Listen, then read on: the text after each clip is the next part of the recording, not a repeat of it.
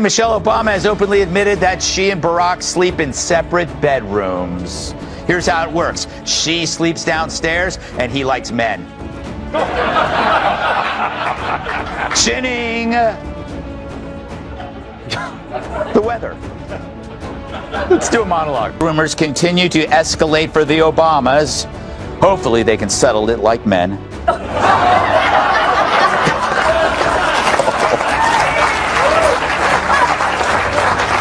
And my goodness, you want to talk about the most overrated political hype of a generation? It would go to Michelle Obama. Anyway, that's just a side note that's been on my mind for a while. I'm happy to make fun of her look. It's very strange. It was Benny Johnson who dubbed that one hairstyle the Stegosaurus. I'm not getting into that. She three bumps on the back, Stegosaurus. It's very... Just when Michelle Obama thought she could coast into the Netflix afterglow with green smoothies and motivational mantras, Greg Gutfeld and Megyn Kelly stormed in like a truth-seeking tornado at a feel-good book club. Gutfeld's sarcasm is slicing, sharper than Michelle's famously toned arms. While Megyn's pulling out old receipts like it's spring cleaning at the White House. Suddenly, the queen of cool is breaking a sweat under the spotlight. What have they dug up that's got her PR team scrambling? Let's just say it's messier than a dropped kale chip in a spin class. Michelle thinks American men suck. Let me warn you, your rage does not exist in a vacuum. If we don't get this election right, your wife, your daughter, your mother, we as women will become collateral damage to your rage. To the women listening, we have every right to demand that the men in our lives do better by us. We have to use our voices to make these choices clear to the men that we love. Our lives are worth more than their anger and disappointment. What's that pitter-patter sound I'm hearing in the background? It's the footsteps of Barack running to vote for Trump. Michelle Obama enters the political scene like it's Paris Fashion Week, arms waving in signature style. Charisma set to max, and media swooning as if she just solved inflation, rewrote the Constitution, and baked gluten-free brownies all before noon. Somehow, every breath she takes is treated like a national pep talk. No big deal, just your average former First Lady turned spiritual guide of America. Now, with Greg Gutfeld and Megyn Kelly turning up the heat, she's getting toasted, like a marshmallow that forgot it was pretending to be a torch. So, Kat, they know that they're having a hard time with men. Right. Doesn't seem like this is the right strategy. No. She basically says that they're hurting women by voting for Trump. But I think they don't understand that where it comes from in the first place is that people are sick of being told how bad they are and talked down to. Let's be real, Michelle Obama in politics is like tofu at a backyard BBQ. It doesn't quite fit, but insists on being the main course, smothered in moral marinade. For over a decade, she's styled herself as America's unofficial life coach, handing out bite-sized advice on hope and resilience like a self-help kiosk in a half-empty mall. And somehow, we're all expected to take a bite. Republican women are too dumb to make up their own minds about President Trump. They did it because they're men. Told them to after that ridiculous, remember that ad the Democrats ran with Julia Roberts voiceover? Where the women I remember. secretly... It's our little secret. Yep, yeah, this is what they think of. This is what they think of Republican women. Enter Megyn Kelly, visibly exhausted by Michelle Obama's latest Not a Campaign tour. Because nothing screams I'm totally not running for office like non-stop media appearances, Netflix deals, a best-selling memoir titled The Light We Carry, which honestly sounds like a rejected Coldplay album, and an entourage large enough to invade a small nation. Michelle insists she's just a humble American soul, quietly whispering about unity from her Martha's Vineyard mansion, cashing in on brand deals like a Kardashian with a TikTok promo code. Obama, listen to this. And at this phase of my life, I'm in therapy right now because I'm transitioning. You know, I'm 60 years old. I've finished a really hard thing in my life with my family intact. I'm an empty nester. My girls are in, they've been launched. And now for the first time, as I've said before, every choice that I'm making is completely mine. I now don't have the excuse of, well, my kids need this or my husband needs that or the country needs that. So how do I think about this next phase? Once again, speaking a reference to her time as First Lady negatively, and I'm transitioning. I mean, an interesting choice of words, given how the internet. Greg Gutfeld, ever the snarky gremlin in a world full of political Tinkerbells, couldn't resist poking holes in Michelle's deity-level pedestal. Because let's be honest, Michelle Obama gets treated like she walks on water. She could spill coffee on a puppy and MSNBC would spin it as a brave act of vulnerability. But the second anyone dares to question her multi-million-dollar motivational roadshow, it's treated as heresy. Criticizing Michelle. That's like insulting Beyoncé during a solar eclipse. Expect the heavens to strike back. Is it, Michelle? It's not. I've been married for 17 and a half years, and not one was bad. I think she and he married the wrong people. I think you're 100% right. This is only her third episode. I can't think of anybody I would go to for advice less than Michelle Obama. She really doesn't know what she's talking about. First of all, she loves to tell us she hated Barack for a good decade. Yes. Okay, please teach me how to have a successful relationship with someone that you clearly respect and admire.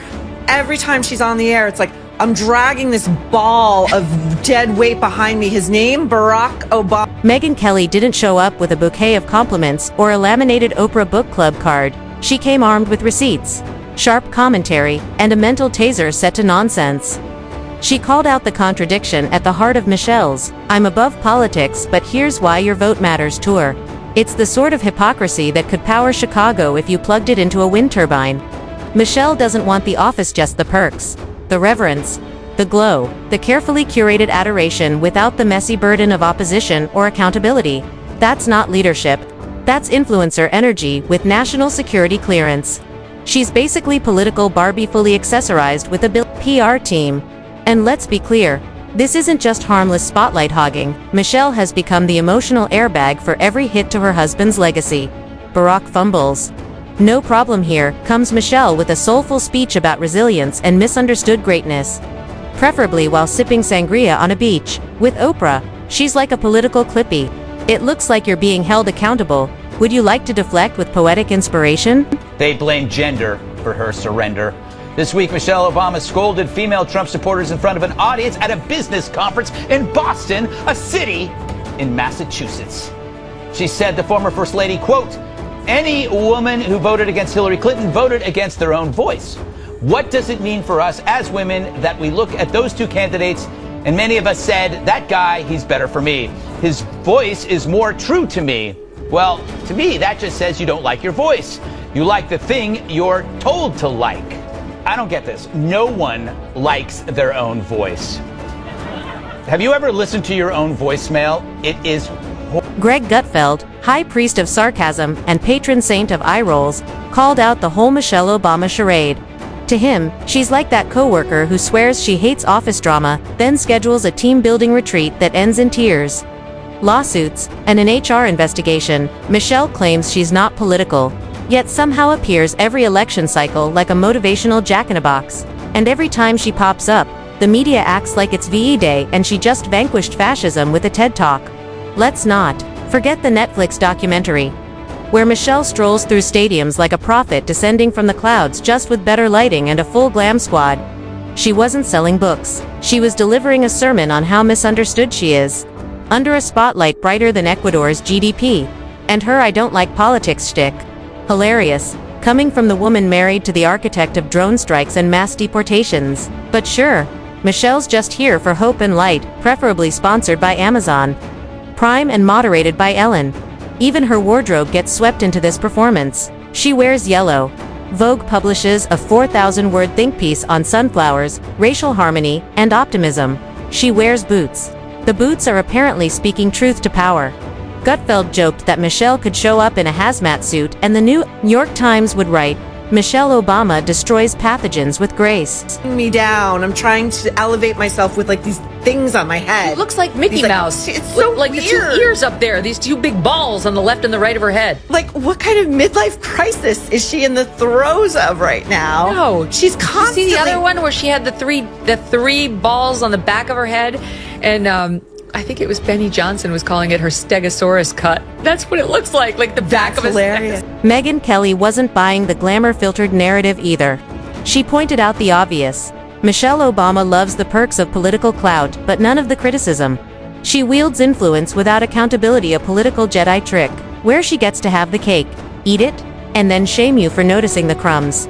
Take Michelle's rebrand as the weary, burdened saint. She's out here telling millions how painful it was to be called angry, while simultaneously side-eyeing half the country in monologues so softly delivered they might as well be ASMR. It's passive-aggressive righteousness on full display. This is the same Michelle who once dismissed Middle America only to later target it with a lukewarm voter campaign, sounding about as enthusiastic as someone explaining TikTok to their parents. One minute, she's the voice of the people, the next she's on a yacht whispering to a potted plant about democracy. Gutfeld nailed it when he said Michelle might be the only person who could attend a fundraiser, critique capitalism, and walk away with a $300,000 check and an ethically sourced diamond. Kelly agreed, adding that Michelle's brand isn't just influence, it's a lifestyle franchise. Somewhere out there, there's probably a Michelle Obama candle that smells like vague moral superiority. You know, the condescension doesn't work. None of what they're doing really works. I mean, the Walls AOC live stream of them playing Madden together was supposed to be to get like dudes who like football on their side, and they did it during football. Like, who's consulting them on this stuff? Yeah. It's a woman, probably, also.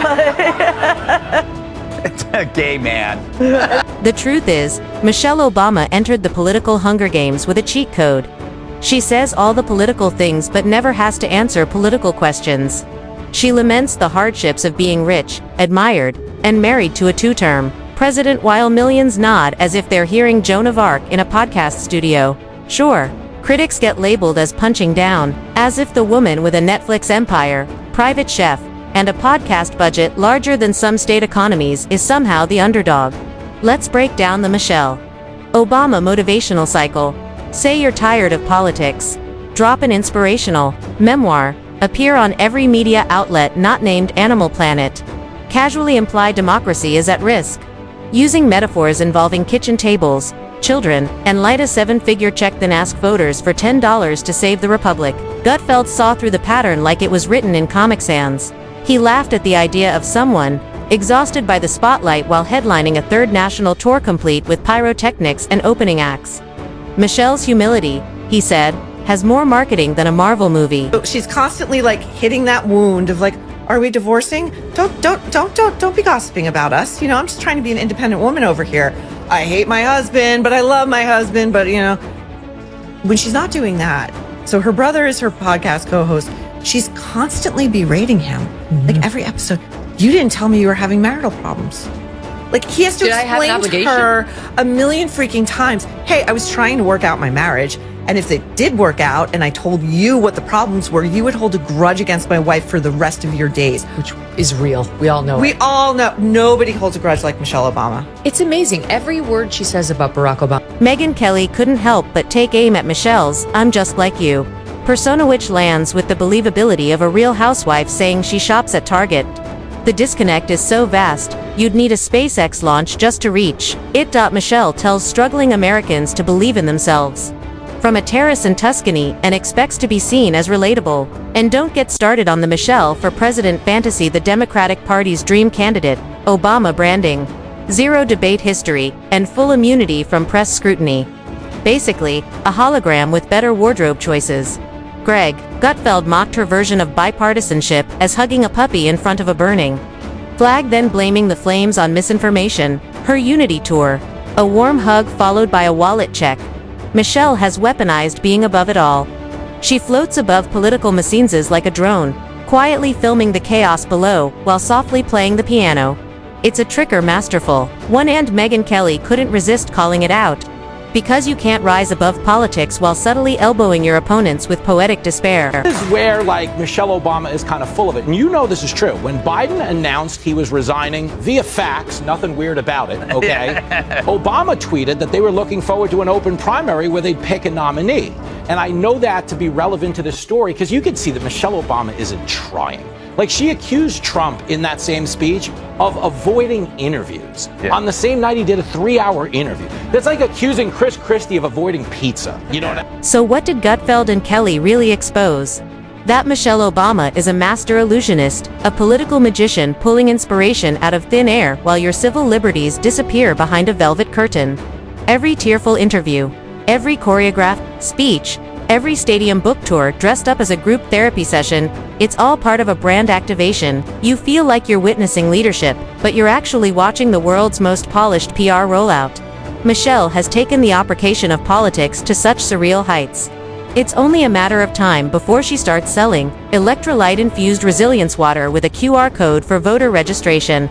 Gutfeld and Kelly didn't expose a dark secret, they just pulled back the curtain. And behind it, the Empress of Inspiration, robed in designer garments, drip-cleaned with political detergent, just when you think Michelle might finally take a breather.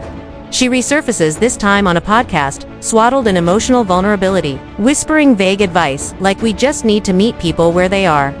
Yeah, meanwhile, most people are working to jobs and drowning in debt. Michelle's in a Nantucket reading nook, reflecting on the emotional toll of being universally adored. Because when you're thinking of victims of this awful world, you think of Michelle Obama and how terrible we've all been to her. This woman is a one-woman destitution derby. Every time we check in on her at her podcast, she is feeling sorry for herself. She is criticizing Barack Obama or this country. She never has a positive word to say about the most brilliant part of Gutfeld and Kelly's critique. They didn't have to exaggerate. Michelle's contradictions are the punchline. She's the country's most beloved non-candidate, who campaigns harder than actual candidates. Her message, do better. Her lifestyle, but make it luxury.